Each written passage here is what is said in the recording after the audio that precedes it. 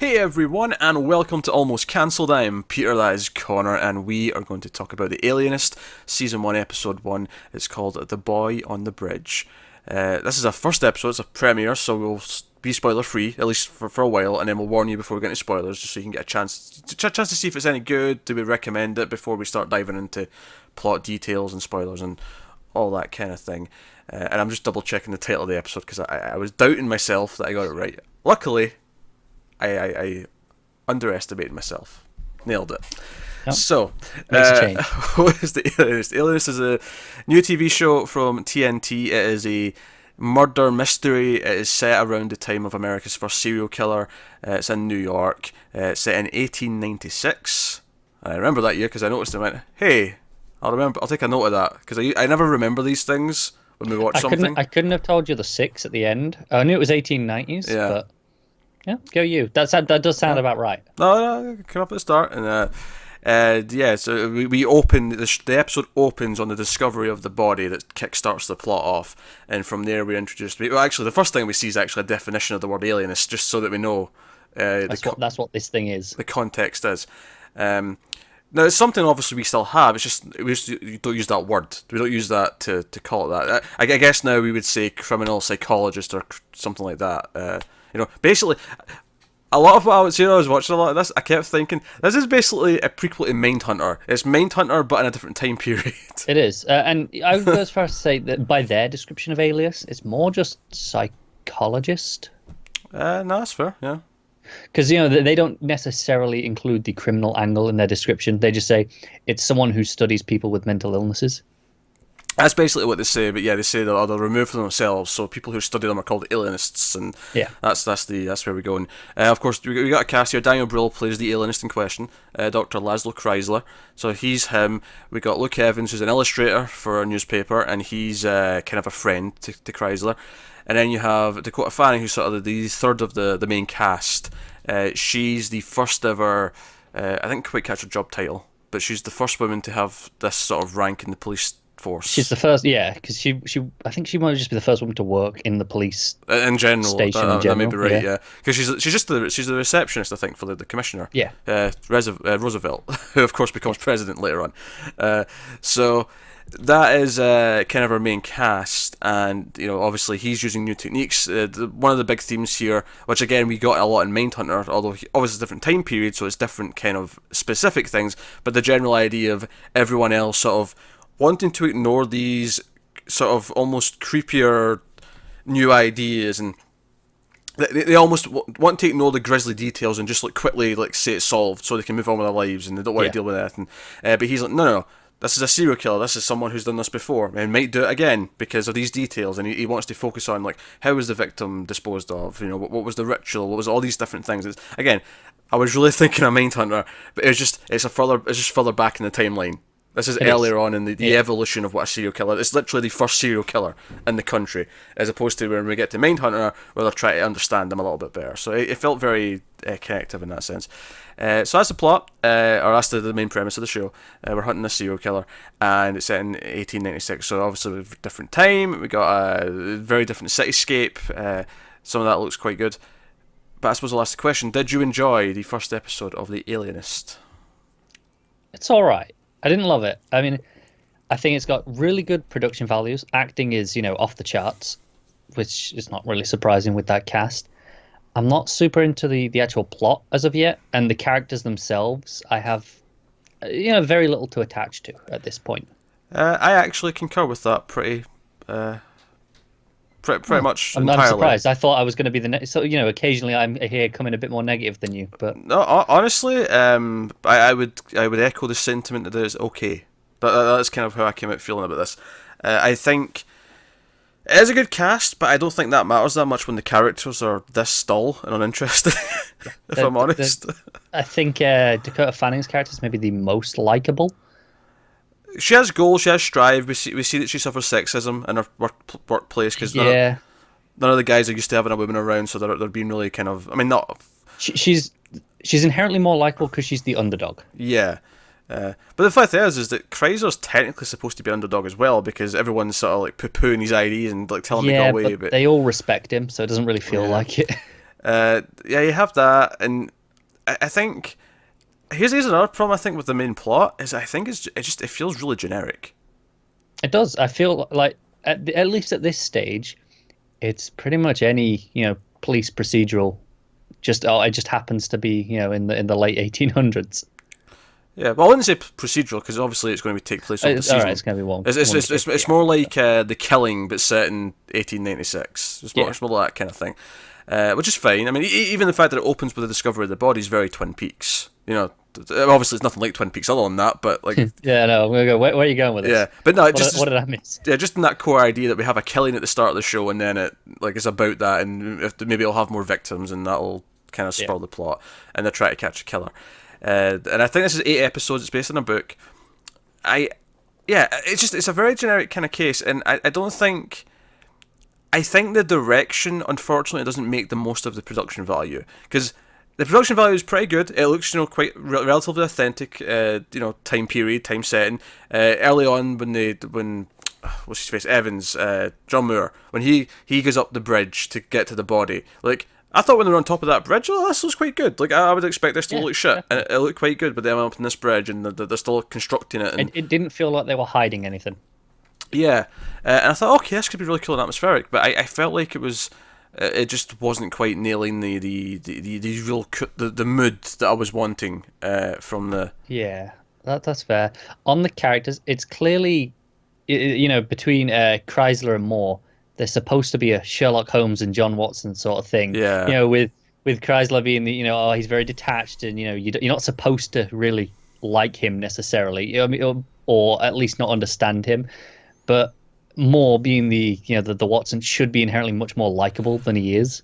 Yeah, I think that's the problem. Is that it's like you took Sherlock and Watson. Now Sherlock is actually quite likable because he's so quirky on top of his. Because he's very unsympathetic to everyone, but he's quirky while he's doing it, so you kind of enjoy that. And Watson is very likable. What they've basically done with those two archetypes is they've put them both more towards the middle of the line. So Watson's nowhere near as likable, he just comes off as kind of dull. And I mean John Moore by that. And then Chrysler, he's got he's not empathetic towards people, but he's not as quirky, so he's closer to the line as well, so he's less interesting. And it's a toned down, more realistic version of the pair, which ultimately is just less interesting. It's far less entertaining. Like there's little and I did feel some of that, like, oh, we're cable TV, we're going to have some sex scenes and stuff just because we can. Yeah. I thought they were done a little more tastefully than other times I've seen. Sure, I felt like John Moore's introductions, a sex scene, and then he's having sex again later, and it felt like it wasn't really accomplishing all that much. Yeah, I forgive one, but 2 was a bit much. It's again, it felt very derivative of other kind of like, oh, we're the glossy new big show, so we're going to like do these things to. Yeah, I feel like we've seen it a lot at this point.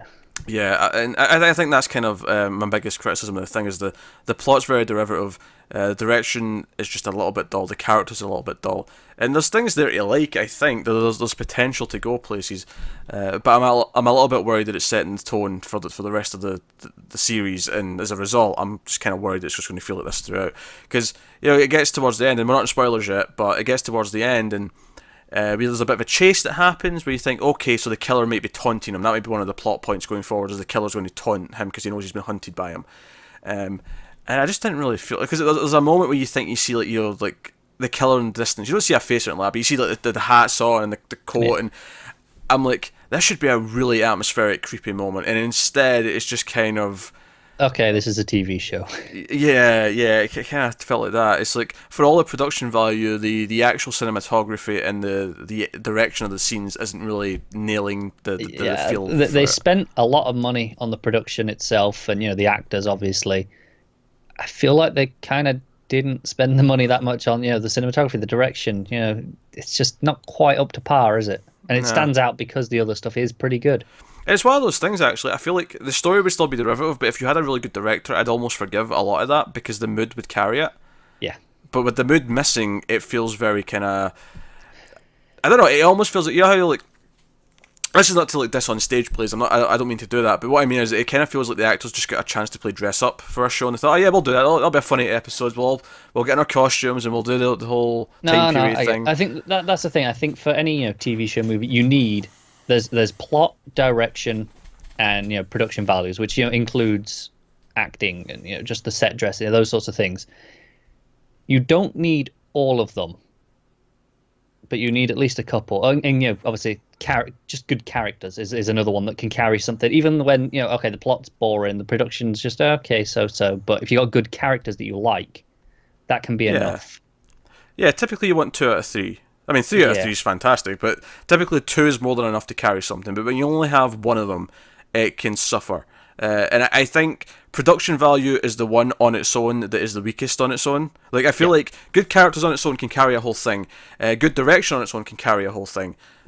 But good production value on its own doesn't really amount to much. It's all surface level. It is. It's a sign that there's not necessarily quality, but there's effort usually when you have production values. And I think there is effort here in that sense. Yeah. I think people are trying. It's just the other elements aren't there to bring it together.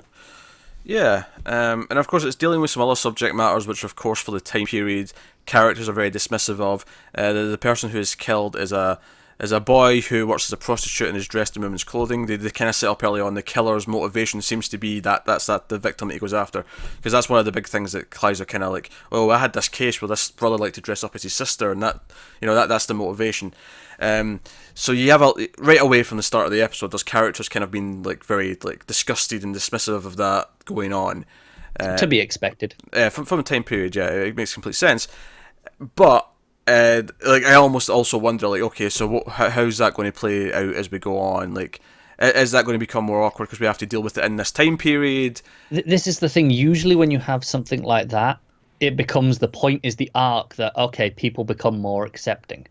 Mm-hmm. But it's this is still the late 1800s. You can't really make them that much more accepting at that time period without it feeling like okay, no, we're just kind of doing our own thing now.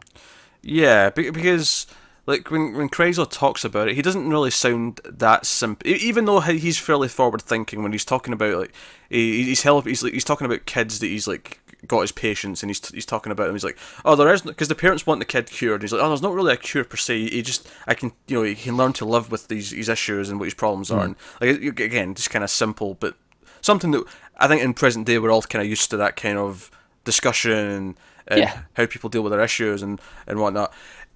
Here it's like, and obviously the parents are like this, oh no, we want a cure, like, there should be a cure that just fixes him and he's okay now. And so even though he's more advanced, when he still talks about these subjects, it still kind of feels like it's because he's so detached, isn't it? Yeah. So it has that thing, which isn't necessarily a problem. It's just one of these things where okay, so we're already dealing with everyone's kind of cynicism towards the new techniques and the idea of a serial killer and the idea of studying them. But then you add in this type of idea as well, and I feel like that is the one thing I'd be curious about. Not necessarily because I'm interested in seeing the rest of the show, but I'd be curious to see how they handle it for the rest of the show. Okay, yeah, I see what you're saying. Right. I don't know if that's enough to actually make me want to watch the whole thing. Funny, it reminds me of a very certain thing in Mindhunter where they were dealing with a social issue, and it was something that never really got capitalized on in the first season, at least. I'm sure it will later, but they kind of just went, oh yeah, this will be a thing at some point. Yeah, but that has more seasons. That's planning for a whole run. Exactly. This is a limited series, one and done. Once we're done with it, it's got to be done. Which actually kind of worries me that this first episode, the pacing and the sort of the dry tone with the slow moving.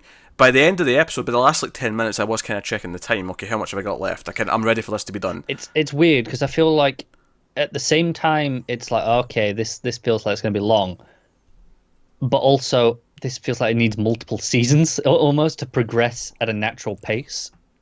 For some of the things that we're talking about, otherwise it's going to feel like this is rushed towards the end. Yeah, and again, mood helps that. Mood, if you got good mood, if you got atmosphere, you've got the slow build of the scenes, and you've got all that, then you can have little plot and have it fill 8 episodes, and that'll be really good. This first episode, though, it kind of feels like it feels really slow, and things don't progress too much. But I'm like, well, we've only got 8 episodes, though. It has to start moving faster than this, or assuming there's that much plot. Admittedly, maybe it's not actually going to be that long till they've sussed them out a little bit more, but Yeah, yeah. Maybe they kind of catch this guy in 3 episodes, and then we have something else for the back half. I don't know. We have a Silence of the Lambs-esque thing where they're using him to catch someone else, Yes, or because that won't feel like Mindhunter even more, will it? yeah, it's funny because people weren't so hot in the first episode of Mindhunter, but it got really good. No, I was definitely more down on that first episode than any other part of the show. Yeah, but I liked that first Mindhunter more than the first one of this. Oh, me too. And I think that was. I mean, David Fincher directed that episode, and It had style. it had style. If nothing else. I said that at the time. It's like I'm not super into the plot or the characters as of yet, but there was a style that carried it. Yeah, the atmosphere. This is missing that. Yeah, the atmosphere drew me in, whereas this is missing that. Absolutely, I agree with that. It feels like it's going through the motions of what a murder mystery is trying to do, and it's got all the visual things you expect in this time period. The lamps and the horse carriages and all the rest of it. But I'm not necessarily into it yet. Me either. I'm kind of disappointed because I was hearing some pretty good things about this, and yeah, I saw a couple of good reviews, but when I checked again earlier, the Metacritic has kind of went to a middling level. now it's aired, and it's not just the early reviews. Yeah, now it's like a 60 something kind of. It's the yellow coloured on Metacritic. And sounds about fair. yeah, 'cause it's not terrible. Like I don't want to completely shit all over it. It's I couldn't say this is a bad TV show. It's clearly the production values alone enough to say no. This is there's effort to it. There's it's something there. It's just not enough for me to enjoy. Yeah. So unfortunately, it doesn't say we're so hot in this. It doesn't say we necessarily want to watch any more of it. Oh, I don't know if I do. I thought you were going to be more positive than me because this happens, and I was kind of go, well, if you want to watch another one, then fine. But I didn't really want to. Yeah, but now we're both in this place of don't really watch it anymore. What's the thing? It's a murder mystery, and at the end of the first episode, I don't give a shit who the killer is. If you want to sum up the problem in one go, there you are. I just don't care. Exactly. That is a pretty big problem. I don't know if I care enough to even just look it up when it finishes airing. I'll have forgotten the show exists by then. Oh yeah, that'll be 2 months. This will not be on my radar. No, we'll be deep in Handmaid's. Well, no, not quite. Not quite. It'll be March, won't it? Yeah, it'll be the end of March. Or Jessica Jones, maybe. Series Unfortunate Events. We'll be deep in all this stuff. We will not be thinking about the Alienist at that point. So unfortunately, I can't really necessarily outright recommend it. I wouldn't necessarily discourage you from trying it though. If you like the idea of a murder mystery set in this time period, and you like those kind of things, I think it's worth checking out the first episode and see if you like it. Because I don't think it's like completely. It's not terrible. It's not. Do you know what? This is one of those rare times where I feel very similar after watching the episode as I did after watching the trailer. I agree, actually. Yeah, the trailer was kind of like, okay, I see potential here, but the trailer wasn't exactly lighting a fire under me. So what I'd say is, if you watch the trailer and you like the trailer, yeah, give it a shot. Yeah, I suppose that's not bad advice. I suppose we'll do a spoiler section. I don't imagine there'll be too much, because there's not a whole lot of spoil in the first episode. No. But if there's any specific moments or scenes we want to talk about, so full spoilers, just in case we do go into anything too deep here. Yeah, I mean, I think some of my favourite visuals probably were the corpse on the bridge. Oh yeah, that was probably the highlight in terms of that stuff. Yeah, it was very surreal looking because one hand was cut off but not the other, so it had this asymmetrical kind of thing going for it. Yeah, very ritualistic looking. Yeah, it had all that thing. I did like how they kind of hid the body at first. Everyone's reacting to it, but we didn't see it until it pulls back and shows it. I did feel like that moment had impact. Yeah. Unfortunately, the rest of the episode kind of didn't do anything else. It might be the strongest individual moment of the episode. Yeah, I think because they go to like the prison or the asylum to talk to this guy the cops think have done it, because they're just like, oh, he stabbed someone else, so it was probably him. So they've beat him up enough that he's confessed to the crime, even though like the killings are nothing alike.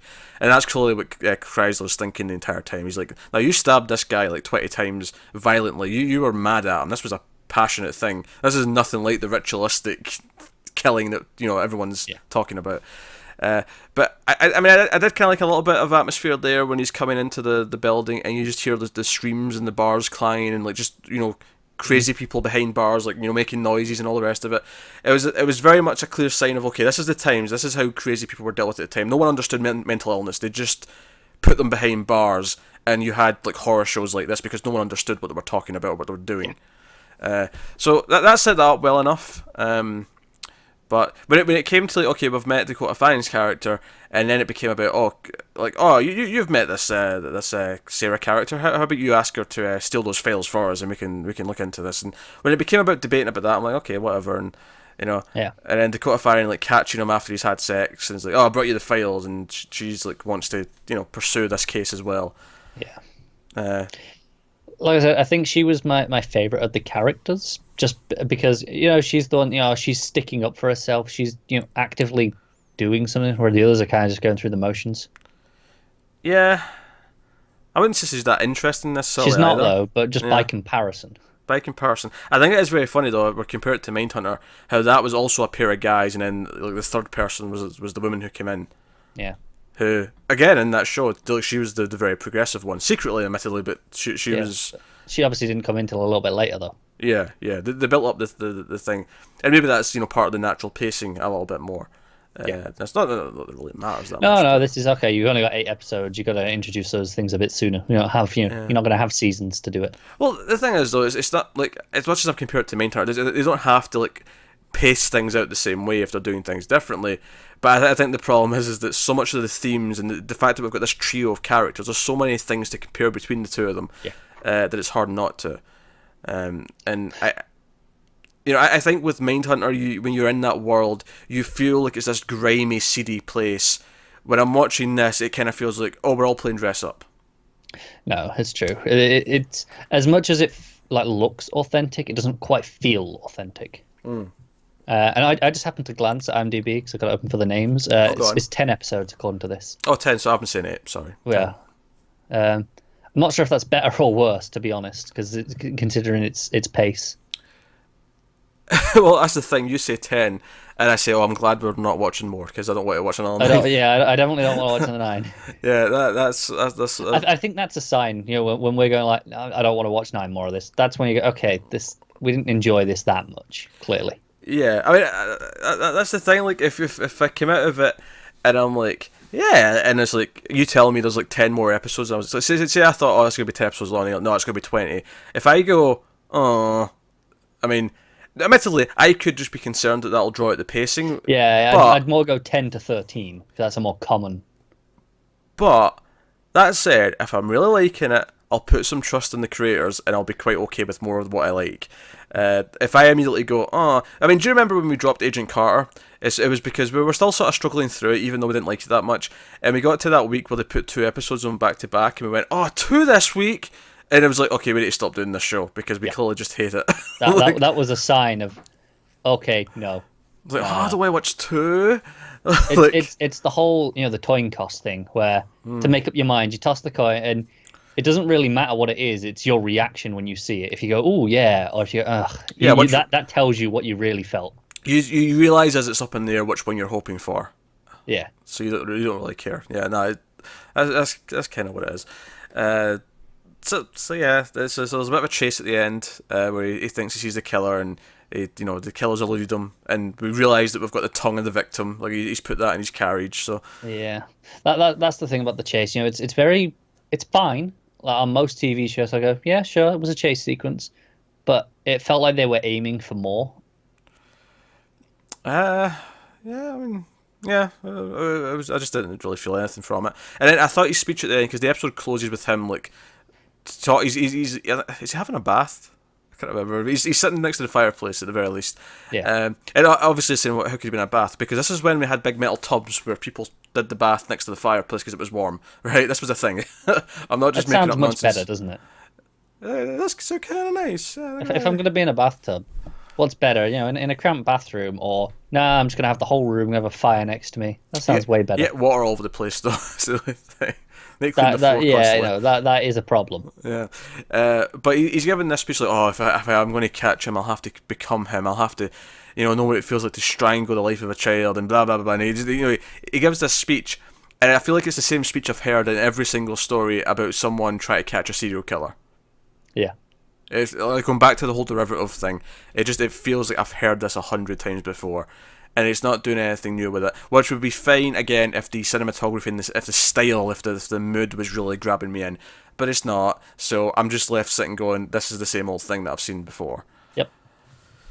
It's a shame.